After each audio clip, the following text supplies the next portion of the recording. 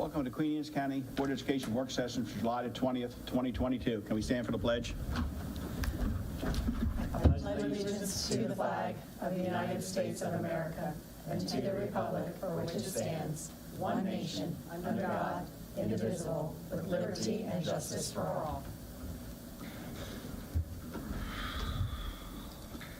Everybody's had a chance to look at the agenda. Do I have a motion? So moved. Second. All those in favor say aye. Aye. Okay, we're going to July 13th closed session minutes. Everybody had a chance to look at those? Yes. Mr. Smith, may I make a motion to approve the closed session minutes for July 13th of 2022? Second. Have a motion second. All those in favor say aye. Aye. We've also had a chance to look at the approval minutes for open session July 13th, 2022. Yeah. Mr. Smith, may I make a motion to approve the open session minutes for July 13th of 2022? Second. Motion second. All those in favor say aye. Aye. Ayes have it. Okay, we'll move on to informational items. Mike Page.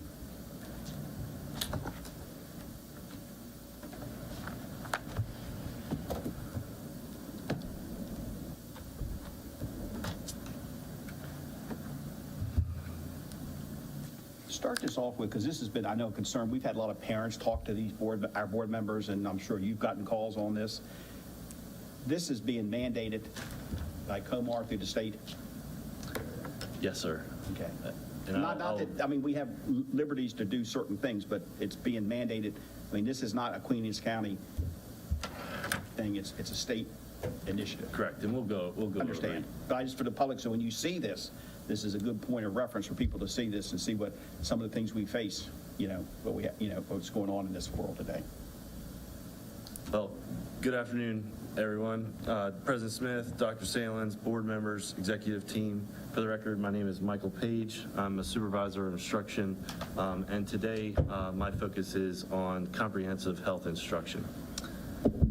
The purpose is to provide Queen Anne's County Board of Education with any updates on implementing the comprehensive health instruction for grades pre-K through 12. And as you said, President Smith, this is also to make sure that our community members are aware of what we're doing and, just being kind of transparent with everything. So just to give you all some general timeline background, the health education content that we instruct from and create curriculum from comes from Comar. So our standards are located there. The last time they were really updated was 2011. There was an amendment in 2016 for CPR and first aid requirements, and so that was kind of a requirement that was through House bills and Senate bills, so we had to end up putting that into Comar. And then finally, most recently, it was amended in 2019. As you can see, the standards, we had new national health standards. So when there are new national standards, generally what ends up happening is the state then revises based on those. And so there was a revision period between July 2017 and February 2019. And then, there, as I had mentioned, a lot of the times in health education, especially since I've been here, there has been many incidences where the legislative branch has put in requirements for the school systems, and that is Aaron's Law, the Start Talking Maryland Act, which focuses on heroin and opioids, and then the Boundaries and Consent of 2018. Some of the significant changes that came through that revision are listed here. So the adoption of the new national health standards, there was more emphasis on skills. So nationally, what the research has shown is that just providing students with specific content wasn't necessarily working. So just providing them the information about specific topics in regards to health weren't necessarily the best approach for teaching. And so the national standards, the national committees began to focus more on emphasizing the skills, so it's comprehensive skills-based health instruction. And you can see some of those skills there, and I can read them out loud in terms of analyzing, influencing, accessing information, decision-making, goal setting, interpersonal communication, self-management, and advocacy. The core concepts are still there, so the mental and emotional health, safety, violence prevention, substance abuse prevention, healthy eating, and family life and human sexuality, and disease prevention and control. Those are mainly the items that we deem in Maryland as some of the more, some other content on top of the skills-based health instruction. Some of the new COMOR that came through, updates language-wise, was that sexually transmitted diseases or sexually transmitted infections and HIV, they were under a opt-out, which was under family life. That has since been removed, so now is that is designated under disease prevention. So HIV was underneath an opt-out, but now it is not. The next one is more inclusive language, and this is something that we're seeing with a lot of our contents in terms of the Maryland Family Life and Human Sexuality. We're getting the education shall represent all students regardless of their ability, sexual orientation, gender identity, and gender expression. The next thing that came about, so once we adopted the new standards, the state came out with a framework, and that framework kind of gave advice to the LEAs in terms of how to teach the standards. And that's what we see here. And so this is a comprehensive document that kind of gives the LEAs the idea of how to teach specific standards. But in 2001, in June, they came out with some new framework information, and I just wanted to make sure that this is the piece that we have been asked to kind of revisit and kind of have a conversation about. But this particular framework provides guidance to support local school systems as they make decisions about curricula and instructional material use. It is a document for local school systems to consult as they develop curriculum and is not instructional material itself. The terms used in the document are not used in the classroom unless they are deemed age appropriate and included in the classroom instruction materials. And I just want to make sure that everybody sees that last part, that the age appropriateness is where we're really focusing on. So some of the conversations that we are having, we want to make sure that those conversations are appropriate for that age and that we're gearing our instruction towards that particular audience. Can you do me a favor and just read that last bullet again, just so we have it on the record? Yes, ma'am. It is not instructional material itself. The terms used in the document are not used in the classroom unless they are deemed age appropriate and included in the classroom instructional materials. Thank you. Yes, ma'am. Because I think a lot of people, from what I'm hearing, and myself, read some of this stuff and find it very inappropriate. We don't need to hear this stuff. But you've got to look at the whole thing to see what we can do and can't do. But I mean, it's still, personally, in my own beliefs, but I mean, it is what it is with COMAR. But I just want to make sure parents know what's going on. Correct. I think it's a guiding document, and that's what I think we need to make sure we understand as a whole district and for all the LEAs, that this is a guiding document of all the terms that are out there and all the content that's out there, and each district gets the privilege to use what part of that document that they choose to use and when they choose to use it. So, and if they use any of the content at all in there, so we have to follow COMAR, and we absolutely follow COMAR. This is an additional document that's a guiding recommendation document that we can choose to use or not use. And I think what Mr. Page is trying to say is that we use it when we find it to be age appropriate and only when we find it to be age appropriate. So is it your team that is deciding what is age appropriate, and is that across the school system, or is there some leeway within the schools to make slight changes to the curricula and what they deem to be age appropriate? So yes, so it is the Office of Curriculum Instruction to develop those materials, correct. So we take what we deem appropriate, and then we put those into the classrooms. The specific content, which I'm about to discuss, is family life and human sexuality. That is something that in COMAR, it asks for a committee to be formed and to review those things and to bring them about, propose them to the superintendent. So there is some content that has, and that's the family life, human sexuality, that does have additional requirements upon it. But from school to school, we are consistent in our delivery. So once that's established, it's established consistently so a school can't choose to opt out or opt in or kind of change that, what comes out of curriculum instruction. That's the expected curriculum that they're taught, and actually quite a bit of professional development within the district and bringing in professional development. Now the district is provided for staff so that they have a very clear, consistent path of how to implement that instructionally. And so, I mean, not to jump, because you're going to say this in the next page, parents have the ability to look at this. Absolutely. So, but you can explain that. Yeah. Yes, sir. So family life and human sexuality is a portion of COMAR that we are required to implement within our LEA.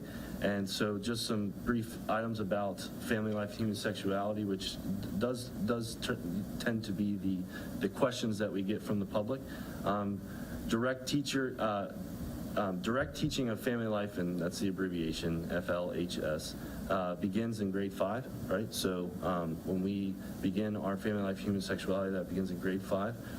Parents and guardians have the opportunity to opt their student out of family life, human sexuality content. Families have the right to view instructional materials for this particular unit.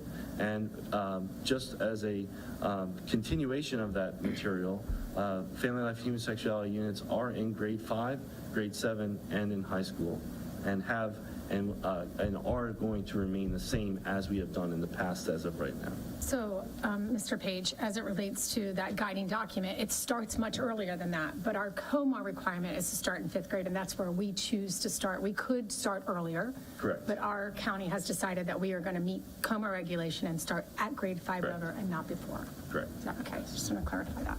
So would it be possible for us to get copies of this instructional material? Absolutely. Sure. Thank you. Yeah. And I think that's very important, because people read this, and I've heard, K, 1st grade, 2nd grade, all this stuff. It's possible. Queen Anne's County, like Helen said, get a copy of this, look at it, and it doesn't start till 5, and you still have 2 chances. You can opt out. Yes. Yes. There's notification sent to each family prior to the implementation of these units that articulates what is being taught and how. And it also articulates that they may see the material. It really discusses all their rights when it comes to that material. So they receive that letter, and then they have the opportunity to opt out. And this is a kind of a hot topic. But all our instruction thing, parents can, look at this and come to the school system and look at what's being taught and how it's being taught, and see a curriculum out. We just don't teach something out of the air. I mean, it's got a lot of, we see things in front of this board all the time. You all are doing stuff. It's just not done in 2 weeks. It's a long process. And being a parent of a recent grad, we do. Our teachers made it available. We went to the schools. We got to see it before our children did and decided if we wanted them to continue in that class or if we wanted to change their class. So thank you very much, because they do make it available for us to review and make a decision. So. But I'm sorry, just to go back to your last thing, you said they have an option to opt out. They can opt out of this FLHS? Yes, ma'am. That's correct. Just can't out of the disease and prevention, sexual disease or Correct. whatever that title was. Yeah, disease prevention is is more of a common, or not common, but it is not necessarily an opt-out opportunity. And so if they opt out if they were to choose to opt out, what do they do instead? That is we leave that up to the individual schools and/or the teachers to work out with the parents. Okay. Thanks. That content, we want to respect the opinions of our community members. We want to make sure that we're meeting them where they feel is most comfortable. And if they need materials, we can provide that for them. If they want to have that instruction on their own, then we do allow that. So that is generally a case-by-case basis.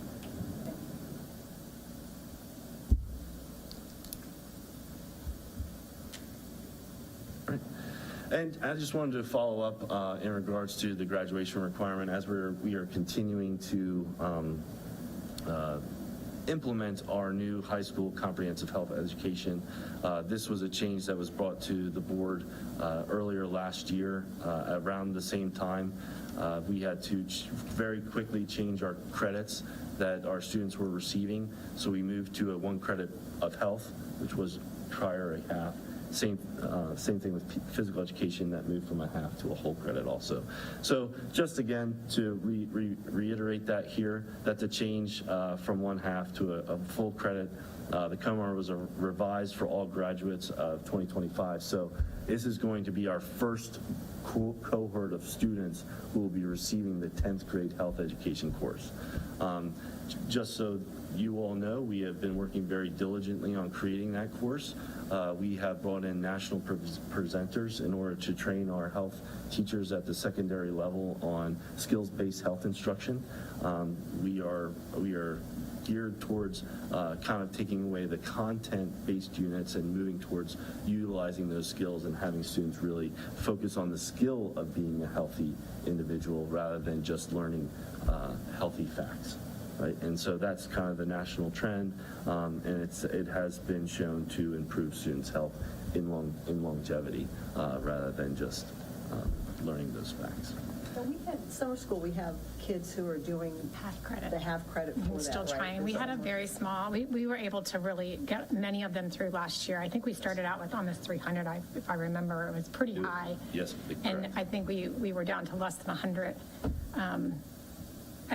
certainly at each school, so maybe 100 combined. But let me get those numbers to the board. But it was a much more reasonable amount this summer, and I know that we Yes. have kids that are participating right now.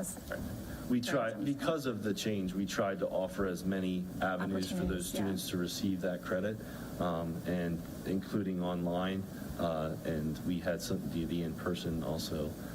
So we did offer plenty of ways for the students who were prior to this COMAR requirement to get that health credit. And then to shift to the new requirement, we were able to add those 4 positions, which really helped to make sure that, we don't take away all the opportunities for upper level health courses and physical education courses by consuming all of our energies at 9th and 10th grade. So adding those additional positions helps us to keep some of those more advanced classes in play, which are really good for our students. Absolutely, and I'm very grateful for that. Yeah. So that is a wonderful opportunity for the high school students. All right, so in conclusion, we'll continue to update you all as we go. And as always, if anybody has any questions, and I know the community members, I've spoken with several that the board members have also, but please do not hesitate to reach out and ask questions. I'm always willing to kind of talk through the items and work through whatever resources you need to see and in order to, again, to make them feel comfortable with what we're doing and meet them where they are. So, I appreciate that. Yeah, thank you so much. Important topic, and we appreciate the detail to I it. remember when we had Dr. Neal was doing a roundtable with the principals. The big was the 2 high schools that they needed extra health teachers. Right, and we were able After we to, went around a circle and back a circle, everybody agreed if it's mandated, it's something. So there's, 2 teachers we have to add. yeah. Not for numbers, but just because there's. And we another ended up content. having to put really 4 in. So we put 2 health and PE teachers at each school and to make the schedule really work. yes. So, even yeah. this has complications to parents, it has also financial complications to the It does. to the It was system. definitely an unfunded mandate that we had to work around and really look hard at our staffing to be able to make it happen. Correct. Any other questions by the board? I think that clears a lot up, and like you said. Thank you. You're available to answer questions in Absolutely, detail. absolutely. All right. Thank you. Yes, sir. Thank you. Thank you. Nice to see you, Mr. Page. Nice to see you. Safe return to schools. Dr. Kipler. So a very familiar document to our board members that keeps turning back up. That's right. Good evening, President Smith, Dr. Salins, board members, and executive team. Dr. Matthew Kibler, Director of Accountability and Implementation. What I wanted to do tonight is just sort of share with you again the safe return to in-person instruction and continuity of services plan. We've kind of just been calling it the safe return plan for short, working. Just kind of as a reminder, this is something that had to start, I believe, a year ago at this time. For August 21 was the first iteration of this. And every 6 months we have to update this. This is a part of the ESSER requirements, just as we're trying to come out of COVID and return to in-person learning again. We'll have to continue updating this every 6 months through August of 2024. This iteration is due to MSDE on August 15th. It's not something that needs to be voted on or anything. We just wanted to show it to you all, let you see, where we're at in the process. We're still making changes. The biggest change now from the last time we had to submit this in February was we don't have masks anymore. The social distancing is not happening in the classroom. So really the big changes from the February version to now in August are in the health sections. And we're still working with a few more weeks left to make sure we get consistency, put in there what is actually happening in the schools. There are some curricular changes in it as well. Some of the software and programs we're using, things that you all have approved during board meetings and things of that sort. But we wanted to share it with you and happy to take any questions. So we haven't thrown the baby out with the bathwater, is what you're trying to say. There's minor changes in here that we were making to simply reflect what truly will be happening as we open schools. Exactly. And as we move out of a COVID pandemic into a normal school day. And a lot of that, again, is wrapped around your health pieces that, we still have to continue to keep in here that masks are optional, but it's not mandated. And we need to make sure that all those things are updated. But no major changes in here to what we've been doing, and this document has come to the board on several occasions. So I don't want you to think that this is all changed and this is all new in here. This is very minor changes that will come to you, and as we're working through them through the August 15th deadline. So MSD is requiring this to every 6 months or something? Yes. Correct. The one we did 6 months ago, this could replace it in August. Yep. In February. Like you said, one example is masks are optional. Yeah, exactly. And if we have to, They're not mandated, but if somebody wants to wear one. yes, And we kept it as exactly. optional throughout, that they're, we still have them and can hand them to people if they So would. that's, yeah, okay, that's interesting. So we still keep masks on hand, and if somebody wants them, they'll have one. Yes. Same with transportation. The athletics is in there as well. Really, that health section is what changed, because it's kind of interesting how it worked. We submitted this in February where there were not many changes, if any, really, in the health section from August to February, and then we removed mask in March. So already a month into this plan, it was kind of Wrong, Eight, right. really. It needed to be updated. So we're kind of updating with how we ended the year and then moving forward. And I would imagine, can't see the future, but we probably won't make a lot of changes again in February, kind of like what happened Hopefully, last year. There was very minor changes from August to February of last year. So is this kind of like tied to ESSER funds? Yes. Because they give us money, they want us to make sure we're doing certain guidelines, and all the school systems are. Correct. And so that August 24 for the last version of the plan times with the ESSER funds as well. It's our accountability plan Yeah. for ESSER, really, of how we're implementing and making sure that we're meeting all the requirements of the grant. So I have a question, if you don't mind. I'm looking under resources, the very last page. Several of the resources cite Virginia governor. Why is the Virginia, what's that got to do with Maryland? There's several in here that reopening of Virginia schools, Virginia governor allows reopening, state. I'm imagining, so we are just updating this plan. This is not starting fresh. Oh, okay. I unfortunately, Okay. was I not was here just- when we first started. I imagine that when the plan was being put together, they were looking at how other districts, Gotcha. states So that would worded be- certain pieces. So Okay. we didn't want to take anything like that out. Oh, okay. And actually, The state- resource, like the resource list. Oh, I got you. Right. Okay. The resource as far as it is. Okay. So it could be related into this It could be thing. related somewhere down the road. Okay, I The appreciate state that. actually gave us a lot of different resources, a list of resources that we could go to kind of pick and choose. Some of And so them we were- really included some of them in here. Just And you so have that to they were cite them. Reference Got it. points. Yeah, Thank reference you. points. Thank you for that. Sure. Appreciate it. Absolutely. Any other questions by the board? No, Thank you. Thank you, Dr. Kipper. Sure. Thank you. He's sitting So- right there. And you don't need to go anywhere. Keep going. Yay. Well, last We're week you gonna wanted me to tag team walk this. back and come Yeah. back, so I got enough steps in Get your today. steps in. Well, and I kind of asked Dr. Kibler, he's really taken a huge lead on this, and I thank him for all his time and effort, and Mrs. Hudak as well, who kind of was his partner in crime, for lack of better words, to go through the whole process. The board has seen this on a number of occasions, and I just want to reiterate, we had one board member who was invited to every single meeting and participated in the development of questions, in the timeline for implementation, in the interview process of who was going to be selected to do the interviews and who was selected to do focus groups and everything.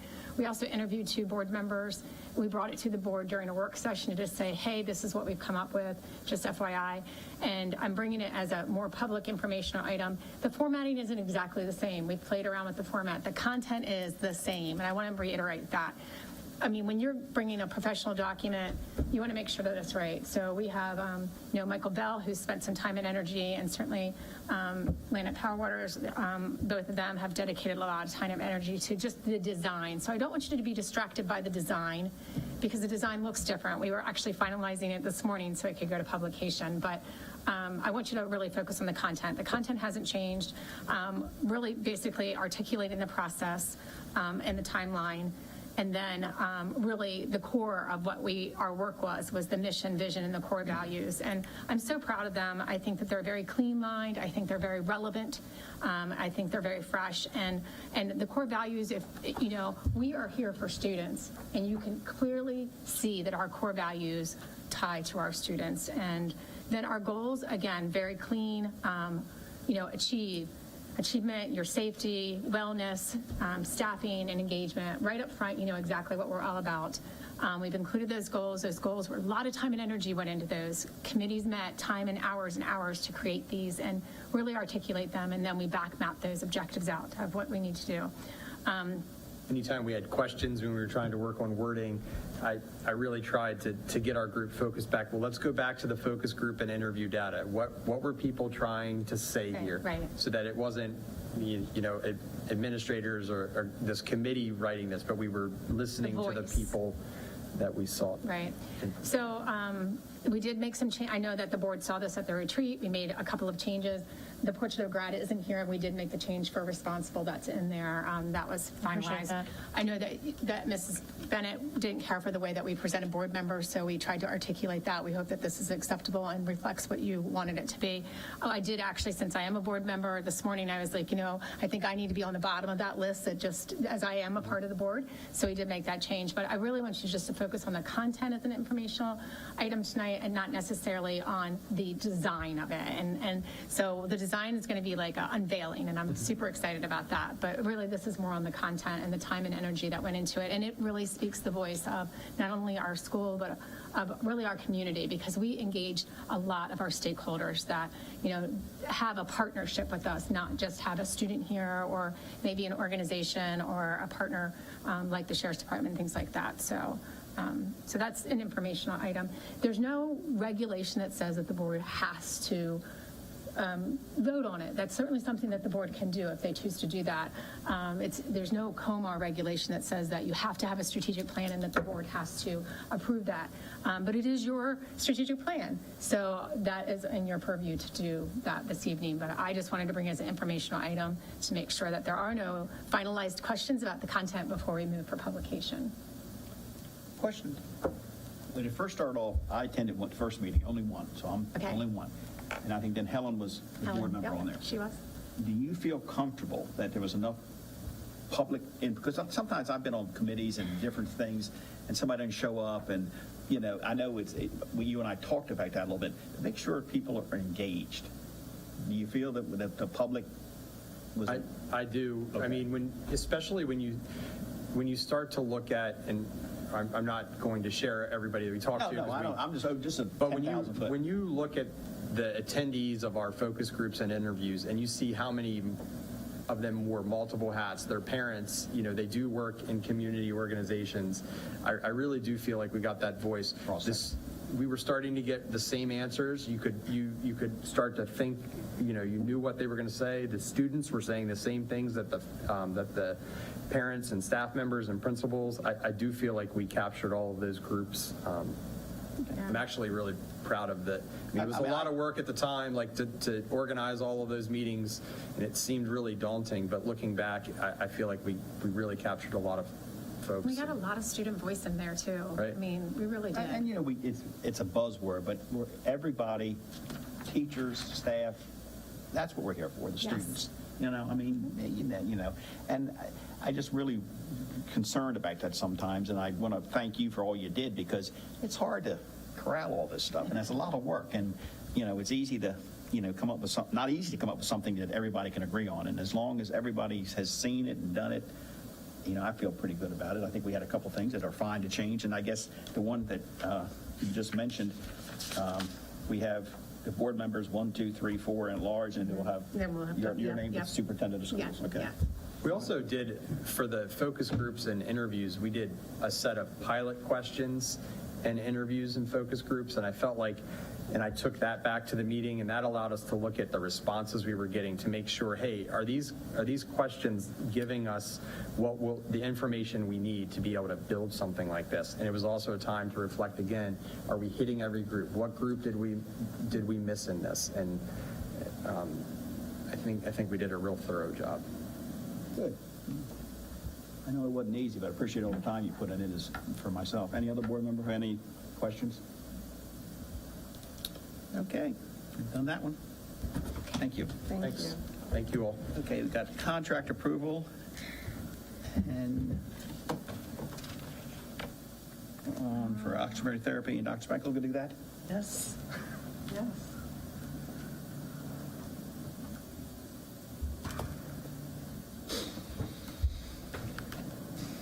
Good evening, President Smith, How you doing?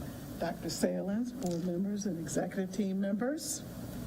I am Marcia Sprinkle, Assistant Superintendent, and tonight I'm bringing before you a request to approve the contract for Wendy Carpenter for occupational therapy services. Currently, we can't meet all of the needs of our students because we have quite a few. We have Wendy Carpenter actually is servicing 6 schools right now, and we need to meet the needs of all of our students with disabilities. So we are seeking your approval for this contract. I just had one question. So it's saying that it can be up to the 5 days a week. How many hours a day does she average? It varies depending on the students and what their needs are and what's been identified in their individualized educational plan. So it can vary across the Did she have a spectrum. contract last year? I believe. Do you know? Yes. She did have a contract. Do we have a minimum number of hours for the 95,000 or? I don't, do we? You know. Jane, do we have? Right, it is listed under here in the contract that it's a shall not exceed an estimated amount of days at 190 days, this contract. That's tied to our teachers. Well, no, I know the days. I was just Oh, wondering. hours. It's It's about 7.5 hours a day is, I think, So what she's averages. working the full days. Yeah. On here on. And then for the- traveling. Yes. Correct. It says in here which is an agreement sheet, it does say in here for 9450, it's 190 days, 7.5 hours per day at $495 a day, $62. And this includes, she's an independent contractor. So Yes. no health care benefits, No. so it's high, but it's based on what somebody would be paying if we had to hire somebody. Yeah, And this has been a problem. That's a lot of it has travel. been. It is. It has been a lot. We've struggled with physical therapy and, occupational and physical therapy. Speech therapy. And your school psychologists have also been challenging at times, and we've had to go to contract. And, it's our obligation to serve our students. And unfortunately, it looks different in a contractual setting, but you don't have the benefits that you have to add to over and above this. This is just the straight contract. And it's 75% of the time is for direct services and 25% for those meetings, conferences. Thank you, and that's things like very that. helpful. Thank you. Thank you. Of course. Any other questions by the board? Mr. Smith, may I make a motion to approve the contract for Wendy Carpenter for occupational therapy services, fiscal impact dollar amount of $96,525, budget source FY23 restricted and unrestricted operating budget. Second. Motion second. Any further discussion? All those in favor say aye. Aye. Ayes have it. Thank you, Dr. Spangle. Thank you. 25-6, we're moving on. Future meetings, August. I'm sorry. Yes, bring it. Go ahead, Helen. Sure. Well, I mean, that's pretty cool. We've got these really very nifty bookmarks, and kindness is not extinct, and I would have to agree with that. It's a great drawing, and it was a first place winner. And I'm sorry, I'm not sure I'm going to be able to pronounce the first name. Is it Reese? I think it is. Reese. Reese Goodlow from Kent Island Elementary School. Congratulations, first place winner in the Maryland Judiciary's Conflict Resolution Day Bookmark Art Contest. We have such talented And Kids you know in what's school. It's amazing so good. about that is that they were invited to the courthouse to go through a tour of the courthouse and meet the judge, and it was just I got to go, and I learned so much as well. That and my mind is not with me right now. That she is the 16th judge, and that they Midnight. Midnight. Is Thank it you, Miss Dr. Knight? Knight. Okay, Yeah, Judge Knight. Judge Knight, and she's the 16th judge, the first woman judge, and that their terms are so long. So I learned so much from the experience, but it was delightful to see our students there and be recognized, and he is amazing, and I have one in my daytimer that I use right now. So. That's awesome. Pretty That's, cool. Congratulations. And her mother was a teacher Yeah, at Queens County Oh, High I didn't know that. Huh. School. Her mother was a teacher. Oh, really? She's Very cool. That's very, it. very Good. great. Thank you, Helen. Okay, our future meetings, August the 3rd will be our regular school board meeting, and we will have a work session on August the 17th at 5 p.m. Does the board have any other things that they'd like to bring up this evening? Have a motion to go into closed session? So moved. Second. Oh, I'm sorry, we're going into closed session, not Oh, adjourning open okay. session. Sir, pursuant It's longer. Pursuant to the general provisions, Article 3-305 and 3-104, the Board of Education of Queen Anne's County will meet in closed session to discuss the appointment, employment, assignment, promotion, discipline, demotion, compensation, removal, resignation, or performance evaluation of appointees, employees, or officials over whom this public body has jurisdiction, any other matter that affects one or more specific individuals, to consult with counsel to obtain legal advice, and to consult with staff, consultants, or other individuals about pending or potential litigation. Second. Motion second, all those in favor say aye. Aye. Thank you. I make a motion to adjourn the open session. I second. All those in favor say aye. Aye. We'll take a 5-minute break, and the board members and Dr. Sellers will return. Thanks, Mr. Jeff.